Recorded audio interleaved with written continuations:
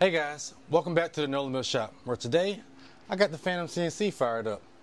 I got about 12 to 13 sheets to cut through, and I'm going to be building an office built-in. And today I'm going to start you at the design process and take you all the way through to the installation process. So step into my office real quick.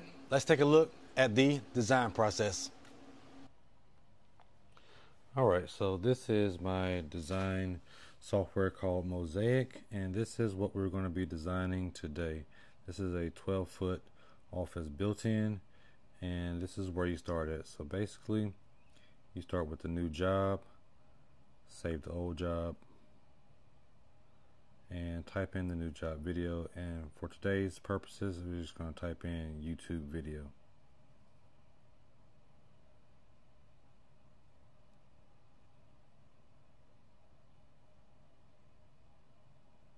Once we've done that, then we'll move on to the room.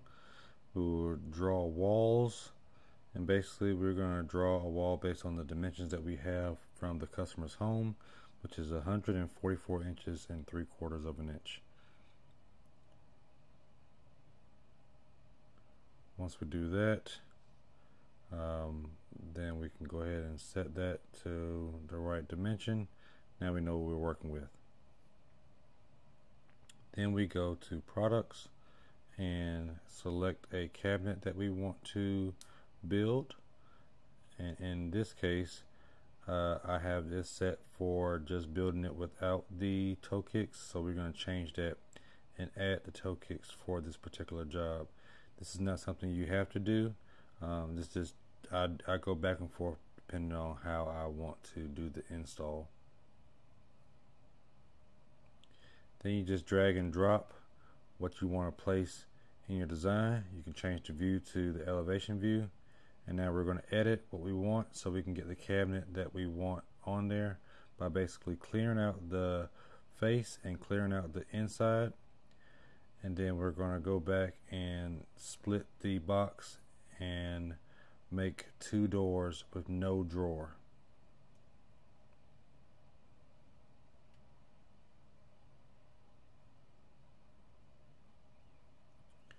Once we've done that, we click OK. And now we are going to set the size of the cabinet, changing it from what it was to 24 inches. And take in mind, I've already designed this one time, so I'm just redoing it based off my memory. So this goes a little bit quicker when I'm redoing it. So basically, just copy and paste how many cabinets I know I have. And then I'm going to slide these 2 over, and then I'm going to put a desk drawer in between these 2 because this is what the customer wanted, basically to be able to have an area sitting in between there, in between the 2 cabinets, and it'd be another desk area for them to turn around and sit at. And in this particular case, I already know what the measurements are, so my 4 outside cabinets are all 24-inch cabinets, and then that desk drawer is going to be a 44-inch cabinet, and then whatever's left on the edges of the built-in, I'm going to draw some filler ends in place on the very ends of it.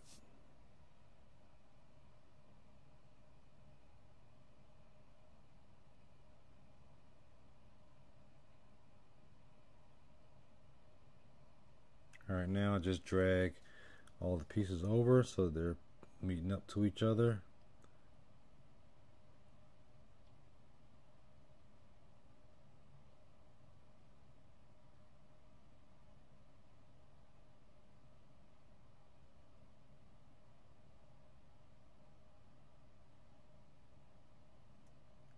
Change to elevation view.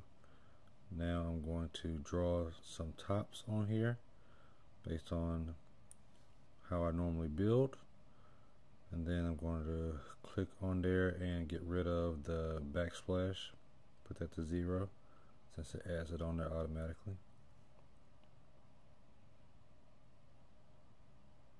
And now we should be able to see that it has added some countertops for us.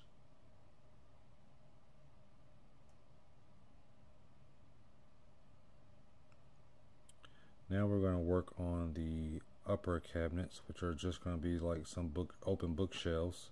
And what we're going to do is take the open bookshelf that they have standard in here and modify it, and then repeat the process like we did with the lowers, and then copy and paste. Now these are going to take a little bit more modification than the bottoms, and I honestly had to call a buddy of mine, Justin from Rustic Grain, Tampa, to help me figure out how to modify this the way I wanted it to. Basically, the bottom of these open shelves, it has a bottom on it, and I didn't want a bottom on this. I just wanted the ends of the shelves to meet to the top of the countertop and not have a bottom partition there. So he helped me with figuring out how to get rid of that bottom, and now I can actually show you how to get rid of the bottom.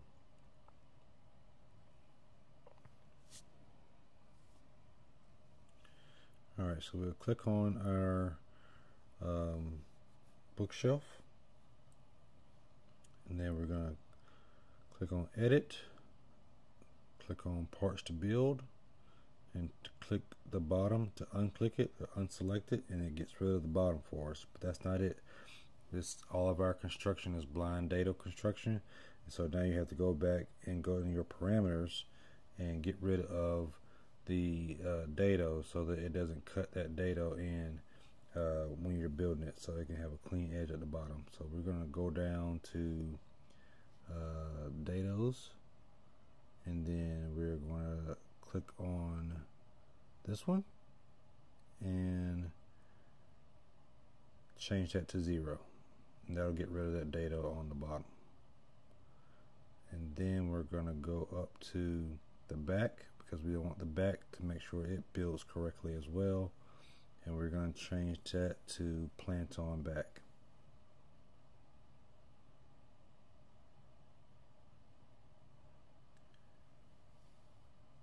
And now we should have a cabinet with no bottom on it and no dados left. Now we can go back and copy and paste this one as needed and modify it as needed. So you can see here, this is me trying to show you that one has a bottom and one doesn't have a bottom. Now let's get rid of that so we can get back to finishing the design out. I really like this program, Mozaik. It's really detailed. You can do a lot of different things, but you have to understand what you're seeing and what you're building also to understand what you need to be able to modify, because basically it's going to do whatever you tell it to do or whatever you didn't tell it to do. So it is a pretty easy program. It's drag and drop, and then you can modify as needed. You just got to learn how to modify in the program, and then once you learn how to modify, then you can get pretty good and pretty dangerous at building cabinets pretty fast and making designs pretty fast. So this is one of those things where the more you do it, the better you get. The more you figure out, the better you get, and then also the more training you get, the better you get. So now we have it all built out. The middle section matches the bottom section, and now we can just go and add some crown molding to finish the picture out. But I believe I am going to shift everything over first, and then install the fillers on the sides, so that when we go to install on job site, we can put everything in and then fill in the sides to make sure everything looks really good and scribed. So it makes for a really clean job, and it takes out the pressure of trying to build to the perfect dimension and hoping that walls and things are all square, which they never are. So whenever you're building and designing, always take into account fillers and finished end panels. As you can see here, the program already has a really robust library of different parts and pieces. And so basically I can just add the fillers in and then modify as needed by being able to change the length and height and width, and also change the elevation in which it starts at. And then we just do the same thing on the other side, and then make those same modifications.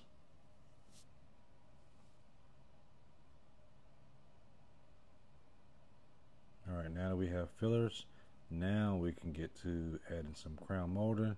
And I'm not custom cutting crown molding or anything, I'm just doing this for the actual display of the 3D rendering. These are 3D renderings that I typically will bring to a customer to show them what we are going to be building and what they are going to be getting. And this allows me to ask them if they like it, if they agree with it, if they need any changes, and so forth. So now that we have it all built out and we're good to go, now we can go to our cut list and optimizer, and then that is basically going to take us over to a different screen.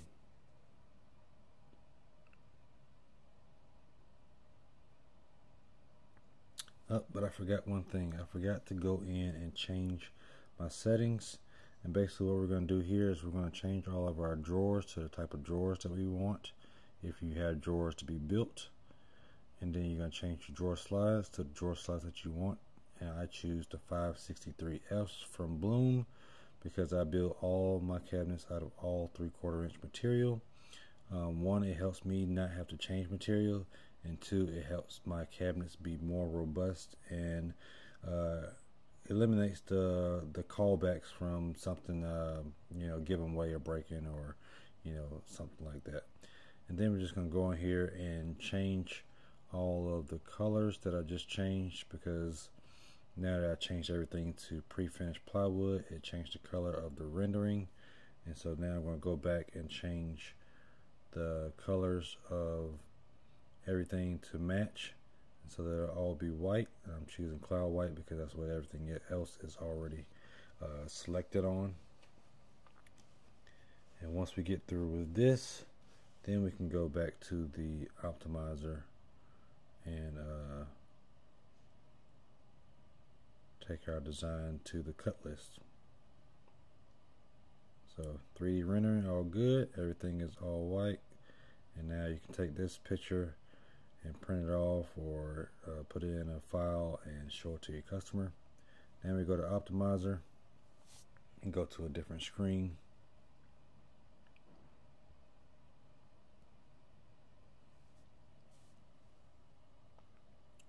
Now we're in optimizer. We're going to select what our material is. Go to optimize, hit optimize. I've already been here, so you can kind of see that. And then we have all of our patterns. So these are all the parts that will be cut out to make what our rendering was showing. Then we can go down to print, and we're going to go to print word labels. This is how I do not pay for the extra label cost, and you can print these out using some Avery 5160s. I have now changed over from the 5160s to the 6460, and because the 6460 is a removable label, which you'll want to definitely get the 6460 removable label, because they are hard to get off if you don't choose the removable labels. You can find them on Amazon. I'll try to leave a link down below. But once you get it up here, you basically get it in there, and then you hit mailings, and then you hit finish merge, and merge those all together, and then you get a template and you send it to the printer. And then you go back to your optimizer and you can generate G-code. Once you generate your G-code, you gotta click out. Your G-code will be saved to the file that you have set up for your Mozaik files. Find what you just saved, click that, and then we can go and see all of our G-code files. So each one of these is one sheet of plywood. We're going to select all of these, and then you can select all of them and drag and drop them to your USB, which I don't have plugged in right now, but I'm about to plug it in. So let me plug that in, and then you'll see that I think it's going to be a D drive, not a C drive. I believe it's going to be a D drive on my computer. And basically you drag and drop those into your USB. Once your USB is safely ejected, you can take that out, and then you take that to the CNC, and you're able to cut your job out. And so this is where I'm going to leave you guys at, and pick up back to some video of actually me in the shop cutting this thing out, and showing you how we go from the computer, from the design to the actual job in the shop. But before we go, show you what we're about to go build again. This is the rendering one more time, and then we're back into the shop. All right, we got one sheet loaded up. Let's turn the dust collection on and hit the start button.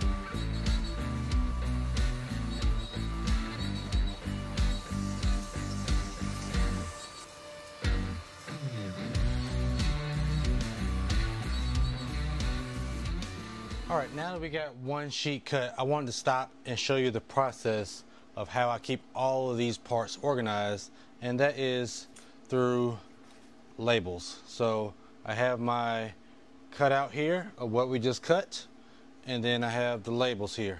So this is what we call patterns.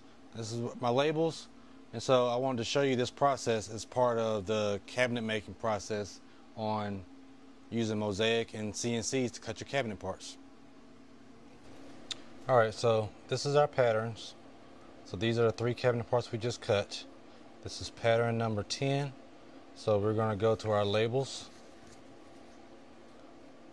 and go to sheet 10 and get each part that has sheet 10 on there, and then label them according to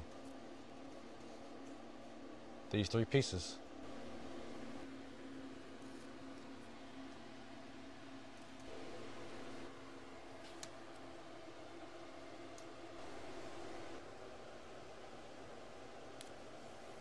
Alright, so after we have put our labels on our pieces, I use this cart that I made here to basically organize my pieces.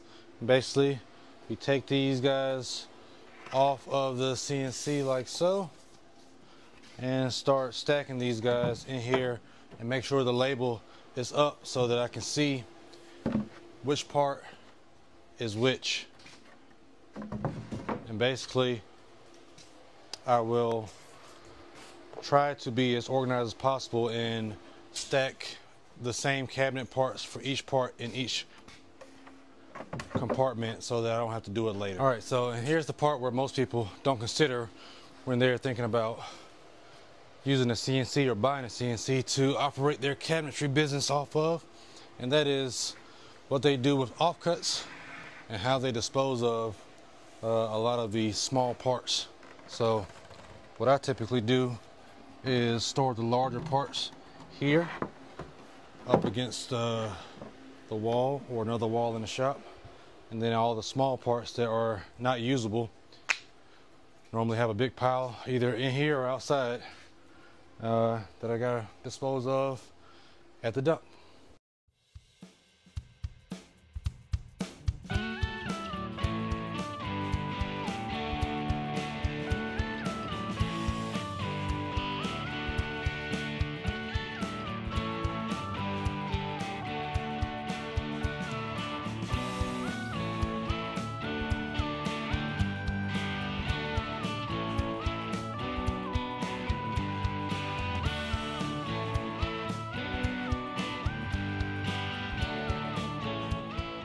That one sheet took 2 minutes and 51 seconds to cut. It took me probably about 5 minutes to clean off the bed to get the next sheet ready.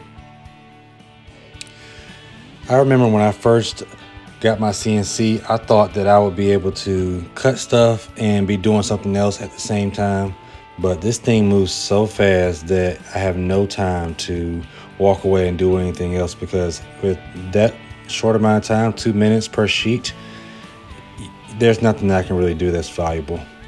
So this is how I change from one sheet to the next. And I'm running a 5x10 Phantom CNC with a 16 horsepower spindle, and I'm running my 3/8 compression bit at 600 inches per minute at 3/4 of an inch depth, and the same thing for my 1/2 inch for all my dados and rabbits. So I really fly through all of these sheets in no time. It takes me longer to clean off the bed than it does for the CNC to cut the sheets. And now we're all done. Hey guys, I want to stop right here and take the time to give a huge shout out to Allstar CNC. If you didn't know, all this black stuff on my CNC, on my spoil board, is called tile gasket. So what this does is it increases the vacuum on my vacuum bed, and it allows me not to lose small parts or really any parts. I just went through 13 sheets of plywood today and didn't lose any parts, and this stuff has seen its better days. It's pretty worn out already, and I still didn't lose any parts today. So if you haven't tried this out for your CNC, I highly suggest that you try some out. Hey guys, we're gonna stop the video right here. We're at about that 20-minute range mark, and I don't want to drag this out any longer. I want you to stay tuned for the next video though, where we will go through the build process and the installation process of this 12-foot built-in bookcase. And while you're at it, while you're here, go down below, like, share, and comment, and don't forget to subscribe as well. But I am going to leave a link for this Allstar CNC tile gasket down below if you want to get yourself some. Until next time, later guys.